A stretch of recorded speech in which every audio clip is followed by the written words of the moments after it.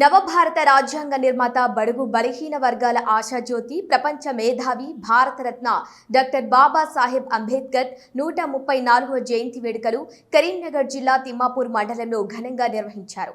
మండలంలోని అలుగునూర్ చౌరస్తాలో మండల కాంగ్రెస్ నాయకులతో మానకొండూరు ఎమ్మెల్యే కవ్వంపల్లి సత్యనారాయణ అంబేద్కర్ విగ్రహానికి పూలమాలలు వేసి ఘనంగా నివాళులు అర్పించారు. డాక్టర్ బిఆర్ అంబేద్కర్ చేసిన సేవలను కొనియాడారు.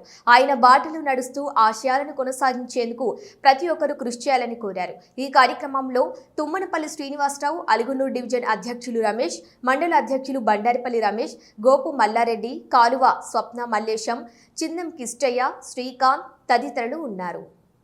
ఒక మహానుభావుడు, ఈ దేశానికి దిశ నిర్దేశించినటువంటి వ్యక్తి, అందరికీ మాట్లాడే హక్కును కల్పించినటువంటి వ్యక్తి, అదేవిధంగా ప్రాథమిక హక్కులు ఏవైతే ఉన్నాయో ప్రతి ఒక్కరికి అవి ఈరోజు ఉన్నాయి కాబట్టి వాటన్నిటి కోసం కృషి చేసినటువంటి వ్యక్తి అంబేద్కర్ గారు.